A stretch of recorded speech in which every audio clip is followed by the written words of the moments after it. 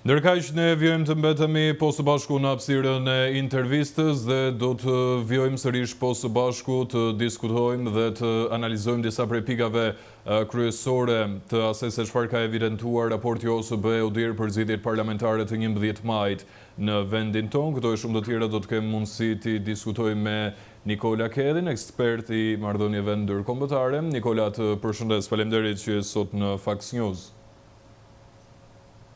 Përshëndetje, faleminderit ju për ftesën. Nikola, nuk është ndër të vetmit raporte të cilat ne i diskutojmë, i evidentojmë, i analizojmë dhe i shfaqim për opinionin publik. Por çfarë veçantie ka ky raport i fundit i OSBE-s? Po, për këdo që e ka lexuar, unë mendoj se ka disa specifika të cilat nuk kanë qenë në raportet e kaluara. Mund të themi që ky është raporti më i zi i bërë ndonjëherë nga OSBE ODIHR për zgjedhjet në Shqipëri. E para dhe elementi ose ndër elementet më shqetësues është zhdukja e vijës ndarëse mes partisë në pushtet dhe shtetit. Pra, praktikisht me gjuhën e vet institucionale OSBE ODIHR po thotë që ne kemi vënë re në kohën që monitoruam zgjedhjet në Shqipëri, që në Republikën e Shqipërisë ka një parti shtet. Sepse në qoftë se ty të mjegullohet vija ndarëse mes këtyre dy elementeve, mes partisë dhe mes shtetit, do të thotë që ti ke krijuar një mekanizëm i asaj që quhet parti shtet, sepse nuk ka më vijë ndarëse. E dyta dhe shumë shqetësuese gjithashtu është elementi të cilin ata përmendin për përdorimin e drejtësisë penale. Kujtojmë këtu arrestimin e padrejtë në shtëpi të liderit opozitës zotit Berisha, arrestimin që ju bë zotit Meta për ndjekjen politike që i bë drejtuesve të tjerë të opozitës shqiptare, dhe kjo me sa duket ka tërhequr vëmendjen ashtu si do duhet ja tërhiqte vëmendjen dhe zotërinjve të OSBE ODIHR-it që erdhën të vëzhgonin zgjedhjet. Këtu ashtu siç i ka tërhequr vëmendjen dhe të gjithë partive të qendrës djathtë, partive të djathta, jo vetëm europiane, por dhe botërore, që kanë shprehur këtë konstatim në 4 rezoluta të botuara në lidhje me Shqipërinë, të IDU-s, të CDI-s, të EPP-s 2 herë. Dhe kjo pa diskutim që nuk është diçka normale në një vend aspirant për të bashkuar Unionit Evropian apo një vend i antarit të NATO-s. Më pas ishin elementet e tjerë që vërtetojnë atë që ka thënë opozita shqiptare gjithë këtë kohë për trysninë e madhe që i bëhet administratës shtetërore dhe qytetarëve shqiptar, për përdorimin e gjithë burimeve shtetërore në funksion të partisë shtet, duke vendosur madje një tekst të veçantë në Fier, duke marrë Fierin ku drejtuese ishte zëvendës kryeministri Balluku sot në hetim, dhe e marrin në rastin e Fierit si shembull, si kulmin e përdorimit të burimeve shtetërore, të presionit e tjerë me radhë për të fituar votimet në farsën zgjedhore të 11 majit. Kishim gjithashtu një validim të akuzave që opozita ka bërë vazhdimisht, të shqetësimeve që opozita ka bërë vazhdimisht për gjobat e falura, për pensionet e paguara, për shpërblimin e dhënë pensionistëve dhe gjithë këto elemente të tjerë të cilët janë përmendur vazhdimisht dhe nga Partia Demokratike dhe nga aleatët e saj. Pra, e përmbledhur me pak fjalë, ne nuk kemi asgjë të re nga ajo se çfarë ne dimë dhe kemi parë pothuajse gjatë gjithë ndjekjes së fushatës elektorale, procesit zgjedhor dhe politikbërjes së të gjitha subjekteve politike dhe shkeljeve të ndryshme që janë kryer në Shqipëri. Nuk kemi diçka të re. Po, mua më duken shumë shqetësuese të gjithë këto elementet. Në qoftë se ne do t'i kalojmë pa diskutim që janë shumë serioze. Dhe kur i thot Partia Demokratike këto thuhet që janë pretendime partijake e tjerë me radhë, kur i thon institucionet ndërkombëtare ose organizata ndërkombëtare, kjo në gjithë mediat shqiptare kam vënë re këto 2 ditë, po edhe në raste të tjera të votimeve të mbajtura në Shqipëri, kalohet dhe thuhet po mirë ne këto i dim. Po i dim, po duhet t'u themi shqiptarëve që sot komuniteti ndërkombëtar validon u jep të drejtë gjithë akuzave që ka bërë Partia Demokratike, gjithë shqetësimeve që Partia Demokratike ka ngritur, dhe hajde të diskutojmë mbi këto fakte, mbi këtë situatë që është Shqipëria, në qoftë se gjithë partitë politike natyrisht nga qendrat e djathtas ngren këtë shqetësim, nëse gjithë partitë të Europës, nëse gjithë partitë politike dhe jashtë Europës ngren këtë shqetësim me rezoluta, nëse organizata si OSBE-Odiri ngren këto shqetësime, nëse deputet të ndryshëm të Parlamentit Evropian i ngren këto shqetësime në forumet e Parlamentit Evropian apo forumet të tjera, nëse opozita shqiptare i ngren këto shqetësime, do të thotë që neve këtu nuk jemi në një vend demokratik, neve këtu jemi, vërtetohet ajo që opozita ka thënë tërë këtë kohë, që këtu jemi në një vend autoritar, duke shkuar drejt një autokracie gjithmonë më të thellë. Pra, ne duhet të qëndrojmë dhe duhet të merremi me gjithë këto elemente, sepse për ta përmbyllur argumentin, kjo situatë që është në Republikën e Shqipërisë, kjo shkarje drejt këtij autoritarizmi gjithmonë më të thellë nuk zgjidhet vetëm nga një segment i shoqërisë shqiptare. Partia Demokratike me alatët e vet vërtet është në krye të kësaj betejë për rikthimin e demokracisë, rikthimin e një shteti të së drejtës, rikthimin e normalitetit në këtë vend, por pa diskutim që do duhet të ketë dhe një përfshirje të gjithë segmenteve të tjerë të shoqërisë shqiptare, duhet të ketë një reagim të gjithë shoqërisë, të mediave, të partive politike, të shoqërisë civile, nëse ka shoqëri civile, dhe të çdo qytetari shqiptar të përgjegjshëm që do të jetojë në këtë vend normalisht. Për mua ishte gjithashtu shqetësuese ajo që thoshte raporti për koncentrim të mediave në Shqipëri, të pronarëve të mediave në përgjithësi në pakduar, dhe për vetë censurim të gazetarëve. Dhe ky është një shqetësim dhe një konstatim që e bën edhe Departamenti Amerikan i Shtetit në raportin e fundit që ka botuar për Shqipërinë, ku flet eksakt për këtë vetë censurim të mediave. Dhe elementi tjetër po aq shqetësues është përfshirja e krimit të organizuar, që nuk e gjen në asnjë vend të rajonit këtë konstatim dhe nuk e gjen askund tjetër në kontinentin evropian, të shkruar e zez mbi të bardhë në një raport OSBE-Odirit, që tregon se sa e rëndë është situata në Shqipëri dhe në çfarë shkallë ka shkuar kombinimi i centralizimit të pushtetit në një individ, përfshirja e krimit të organizuar, blerja e mediave, vetë censurimi i gazetarëve dhe gjithë tjerat.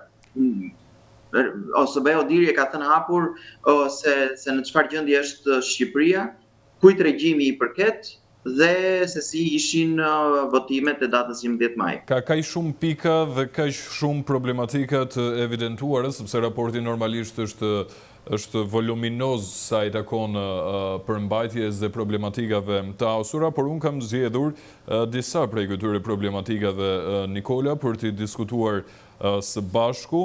Garuesit nuk kishin kushte të barabarta për të zhvilluar fushatën. Partia Socialiste përfitoi nga përdorimi i gjerë i burimeve administrative gjatë fushatës, presioni mbi votuesit veçanërisht nga ana e punonjësve publik, kodi aktual zgjedhor, rekomandimi për të zgjeruar financimin publik edhe te kandidatët e pavarur nuk është zbatuar, asnjë nga kandidatët nuk dhanë të dhënat e financimit e tyre, duke dëmtuar transparencën, thekson raporti. Gjithmonë, këtu janë disa prej pikave normalisht, por pikat të cilat kanë një përfshirje dhe një pikpamje të situatës në makro, Nikola. Ndalemi pak dhe marrë komentin tënd dhe do ta villojmë sërish diskutimin, se është një çështje tepër interesante, një këmban për të gjithë ne për hir të së vërtetës dhe mbetet për të parë se çfarë ndodh në vijim. Po, pa diskutim, janë gjithë këto element, si mund të votoj i lirë një punonjës si një administrate, kur i kërkohet të fotografoj votën, i kërkohet të japi kartën e identitetit, fotokopjen e kartës, i kërkohet që të bëjë një listë me 10 persona që ka jashtë shtetit dhe të garantoj që ata do votojnë për Partinë Socialiste. Si mund të votoj i lirë një qytetar që është punonjës i administratës shtetërore? Si mund të votoj i lirë një qytetar shqiptar kur kërcënohet me bukën e gojës, kur kërcënohet me të ardhmen e familjes vet, të fëmijëve të vet, e kështu me radhë. Si mund të votojë i lirë një pensionist kur praktikisht qeveria e blen duke i dhënë 100 euro. Do thoni ju sa lirë që u ble ka një pensionist. Po ai që duhet atij për të bler ato ilaçet që nuk i merr dot, sepse me rimbursimi dalin dhe të skaduara. Ndryshe nga që ndodh në vende të tjera të Bashkimit Evropian ku kujdesen për të moshuarit dhe kujdesen që ata të marrin kujdesin e duhur shëndetësor dhe shërbimet e duhura shëndetësore. Natyrisht që aq lek sa u jep qeveria atyre u duhen dhe për të bler ato ushqimet që ndoshta normalisht nuk i blejnë dot, sepse ushqimet këtu janë shtrenjtuar jashtëzakonisht shumë sa habiten njerëz kur vinë nga jashtë shtetit me çmimet që janë të krahasueshme me vendet më të shtrenjta të Bashkimit Evropian. Ndaj kjo është situata, ky është presioni, ndaj themi neve që këtu nuk ka zgjedhje të lira dhe të ndershme, sepse nuk voton qytetari shqiptar, nuk voton i lirë sot. Qytetari shqiptar është në trysni, është në presion tërkohës, është në presion nga qeveria, është në presion dhe në trysni sepse nuk merr asnjë nga shërbimet, nuk ka garanci as juridike, nuk ka garanci as fiskale, as financiare, nuk ka garanci as për shëndetin, nuk ka garanci as për arsimin të fëmijëve të vet apo sistemin arsimor në përgjithësi. Dhe ndaj jemi në këtë situatë kur është lënë ky popull të varfërohet, është lënë ose janë krijuar premisat për ta dhunuar popullin shqiptar në mënyrë që ai mos të ngrej kokë. Tani varet nga populli shqiptar, mendoj unë, a do ta pranoj këtë situatë për gjithmonë, këtë situatë që të kujton situatën para viteve 90, apo do reagoj siç reagojnë popujt në çdo vend të përgjegjshëm, kur nuk u pëlqen që qeveria të tallet me ata, që burokratët të tallen me ta dhe e zgjidhin ose në mënyrë demokratike ose më pas në mënyrë jo demokratike. Siç po shikojmë në Nepal, në vende të ndryshme, dhe natyrisht siç ndodh edhe në Bashkimin Evropian. Ne kemi parë protestat e fermerëve kur burokratët e pazgjedhur në Bruksel donin të konfiskonin tokat, vajtën rrethuan Parlamentin Evropian, i vunë dhe zjarin madje. Dhe detyruan kryeburokraten Ursula von der Leyen të tërhiqë. Si? Ajo është qytetari dhe është respekt për veten, do doja ta cilësoja unë gjithmonë në rastin e protestave të cilat zhvillohen jashtë, se protestat të cilat ne kemi këtu në vendin ton kanë peshën e tyre, por duket sikur janë më shumë të ndikuara nga palë politike se sa nga vetë fakti që janë të mërzitur me qeverisjen, janë të mërzitur me politikë bërjen dhe me të gjitha kushtet e tjera të këqija me të cilat përballet një shqiptar sot. Por të paktën që pas viteve 90 ka diçka tepër interesante, Nikola. Unë të paktën i kam lexuar, i kam studiuar, por 5 vitet e fundit e kam prekur vetë të gjithë situatën. Që pas viteve 90 ka patur një sër raportesh, një sër misionesh të ndryshme të organizuara nga ndërkombëtarët, pikërisht për këtë se çfarë ne jemi duke folur në këto momente, për proceset zgjedhore, për fushatat elektorale, për mbarvajtjen dhe gjithçka tjetër, raporte të cilat në një farë mënyrë gjithmonë kanë treguar realitetin e vendit tonë. Raportet të cilat kanë goditur gjithmonë partinë në pushtet, por në të njëjtën kohë edhe gjithë mekanizmat e tjerë të përdorur. Çfarë do të ndryshojë ky raport? Sepse ne kemi parë që nuk ka ndodhur asgjë gjatë raporteve të kaluara. Shkoni, ky raport bën këtë gjë, delegitimon procesin e votimit të datës 11 maj. Kjo pa diskutim. Për gjithë elementet që unë përmenda dhe elementet që nuk kanë qenë në raportet e kaluara. Krimi i organizuar, ndikimi i tij në përdorimi i drejtësisë kundër kundërshtarëve politik, ai blurring i vijës, pra paqartësia mes ose mungesa e vijës ndarëse mes shtetit dhe partisë në pushtet, gjithë këto element nuk kanë qenë ose në këtë formë të shprehur ose të theksuar kaq fort sa që janë, ose nuk kanë qenë fare në raportet e tjera. Ndaj në këtë aspekt, ndaj them që ky raport është, po themi, më i ziu i gjithë raporteve që janë votuar në këtë vend ndonjëherë. E thot qartë që zgjedhjet nuk kanë qenë as të lira, kjo është as të ndershme. Ndjes se më vjen zëri me vonesë. Çfarë ndodh pas këtij raporti? Duke qenë se e theksove Po shumë pra, që është raporti më i zi deri në këto momente. Dhe të gjithë këto raporte të tjera të cilat kanë shfaqur problematikat nuk kanë ndikuar absolutisht as pak as tek partia që ka qeverisur, as tek partitë e tjera që kanë qeverisur këtë vend, apo qoftë edhe ndikim tek vetë qytetari. Ky raport tani, çfarë do të bëjë ky raport? Ose si do të luajnë partitë opozitare që të ngjallin dhe të ndezin zjarin tek qytetari duke përdorur këtë lloj raporti. Se sot dëgjova zotin Berisha që tha të përgatitemi për protestat më masive pas viteve 90, po ky raport, ajo që nisa të shpjegoja është kjo, që ky raport është më i ziu për gjithë këto arsye dhe ky është elementi i parë. Tani elementi i dytë, që është reagimi, nuk varet as nga raporti, as nga ata që shkruajnë raportin, as nga ndërkombëtarët. Varet nga qytetarët shqiptar. Në qoftë se qytetarët shqiptar nuk ngrihen, do të thotë që kanë bërë paqe me këtë situatë. U pëlqen mbase kjo situatë, nuk e di. Këtë duhet ta vendosë shoqëria shqiptare, unë kam ngul shumë fort në këtë pikë që shoqëria shqiptare sot është në këtë udhkryq, ku do duhet të ketë një diskutim shumë të madh me veten e vet, se si të përgatitet më së miri për të rrëzuar këtë regjim, për t'i bërë ballë këtij regjimi, për të evituar që Shqipëria të rrëshkasi në këtë rrugë të rrezikshme autoritare, diktatoriale etj. Me radhë. Që na kujton dekadën pas mbarimit luftës së dytë botërore, deri vendosjes së komunizmit këtu. I takon qytetarëve shqiptar. Opozita shqiptare, Partia Demokratike është elementi më kryesor, është elementi i parë që udhëheq këtë betejë, por nuk është elementi i vetëm. Janë dhe elementet e tjerë, unë ndaj ua përmenda pak përpara. Është shoqëria e gjithë si e tërë që do duhet të veprojë. Nuk mund të themi neve që Partia Demokratike është vetëm që bën protesta, po ne nuk na pëlqejnë këto protestat, se i bën Partia Demokratike, përfiton Partia Demokratike, kështu që ne nuk po ngrihemi këtu. Po pse nuk ngrihesh ti si një pjesë si një nga elementet e shoqërisë shqiptare, se unë nuk shikoj këtu që të ketë reagime të këtyre grupimeve të tjera. Janë grupime konformiste, duke nisur që me mediat, që kanë bërë paqe, dhe këtu kemi mediat që shpallen investitor strategjik, dhe kanë bërë paqe me këtë situatë, ku është bërë sport kombëtar që t'i biesh opozitës, dhe nuk ka reagim nga mediat për presionin e madh që u vjen, për bullizimin që u vjen nga kryeministri dhe nga segmentet caktuara të qeverisë ose të kësaj makinerie të madhe burokratike. Nuk ka një reagim nga ajo që quhet shoqëri civile, e cila është e gjitha ose në pjesën më të madhe e blerë dhe i përket rjetit të fondacionit Soros, të shoqërisë së hapur, sepse është e financuar nga ata. Pra janë gjithë këto elementet e tjerë që mungojnë.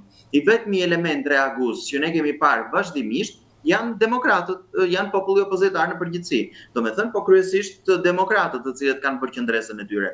Dhe zoti Berisha është pa diskutim në të drejtën e vet që thotë ne do duhet të kemi një reagim shumë të fortë për këtë raport dhe për këtë situatë në përgjithësi. Raporti thjesht nxori në pa situatën, nuk është se erdhën këta zotrin nga jashtë dhe na thanë neve që shikoni çfarë situate dhe ta habiteshim neve tani.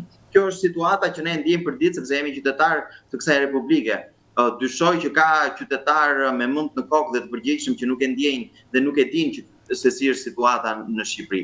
Ky raport thjesht e bën të dukshme edhe për ndërkombëtarët dhe për ata që i marrin për bazë këto raporte, që mund të jenë më të paanshme, po themi, se sa një raport i lëshuar nga opozita apo nga segmente opozitare në Shqipëri, dhe ka rëzuar thjesht perden, do me thënë, dhe ka bërë të dukshme për gjithë, por reagimi u takon qytetarëve shqiptar. Qytetarët serb u ngritën me natyrisht nuk ishte vetëm reagim ndaj zgjedhjeve, ishte reagim ndaj shumë gjërave tjera, po raporti i OSBE-s për Serbinë ishte shumë larg raportit për Shqipërinë, ishte shumë më i dobët, po themi, në gjuhën e përdorur kundër Vučićit, se sa gjua e përdorur në këtë raport ndaj votimeve të 11 majit. Dhe prapë qytetarët serb u ngritën, kanë një vit në protest, kanë mbushur bulevardin dhe nuk largohen pa u larguar Vučići, e kanë bërë një siklet shumë të madh. Dhe duke pasur këtë reagim dhe këtë presion të brendshëm nga qytetarët, vjen pastaj dhe mbështetja e ndërkombëtarëve. Nuk mund të presim neve, dhe Partia Demokratike ka bërë qartë mirë që këtu Ramën e rrësojnë shqiptarët apo popujt e tjerë të rajonit dhe të Europës, Nikola. Si ndjes dhe njërë pyetjen me keqardhje nuk e bëjmë dot atë se çfarë bën populli serb apo popujt e tjerë të rajonit dhe të Europës. Për këtë jam i bindur me aq sa e njoh situatën. Kështu që për ta përfunduar Nikola. Mund edhe të jetë si thoni juve, po duhet atëherë të jemi të sinqertë me veten tonë. Po unë nuk e kam parë që të zhvillohet ky debat në shoqërinë shqiptare, që jemi neve të aftë që të kemi një reagim shoqëror, sepse këtu çfarë ndodh? Ndiqja pak edhe dje reagimin ndaj raportit dhe diskutimet në mediat e ndryshme mes analistëve dhe komentatorëve. Këtu është ajo që ju thash në fillim, që kur i thot opozita thuhet se janë akuza politike, kur i thonë ndërkombëtarët thuhet po neve i dinim këto, po opozita është e pafuqishme, dhe prapë rikthehemi, domethënë është bërë një proces i tillë psikologjik në psikikën e çdo qytetari shqiptar dhe veçanërisht me ndihmën e shumë të madhe dhe të pakursyer të shumë mediave në Shqipëri, sidomos të shumë emisioneve të darkës, në mënyrë që instinkti reagues i qytetarit shqiptar të jetë po nuk shtyhet kështu, por opozita. Dhe kthehet gjithmonë tek opozita. Është një inxhinieri psikologjike që është bërë me qytetarin shqiptar kjo. Dhe natyrisht ka ndikuar edhe në formën e reagimit. Dhe ne duhet të themi këtë gjë që këtu opozita është pjesë e zgjidhjes së bashku me elementet e tjerë të shoqërisë shqiptare. Dhe neve diskutimin nuk duhet ta kemi me elemente të parëndësishme që merren këtu përgjithsisht njerëzit. Opinioni publik e kështu me radhë. Por neve duhet të merremi me temën thelbësore. Kush është udhkryqi në cilin gjendet sot shoqëria shqiptare, cili duhet jetë reagimi i shoqërisë shqiptare dhe si ta ndihmojmë opozitën politike që është instrumenti politik për të rrëzuar këtë qeveri, si ta ndihmojmë që të ketë gjitha mjetet e duhura për të shpëtuar Shqipërinë në këtë pikë kulminante. Ky mendoj unë duhet jetë diskutimi sot i shoqërisë shqiptare, nëse duam ta shpëtojmë Shqipërinë. Ta premtoj që do ta bëjmë sërish këtë diskutim së bashku, Nikola, si gjithmonë kënaqësi. Me shumë kënaqësi, shumë faleminderit ju. Hapësirë publicitare.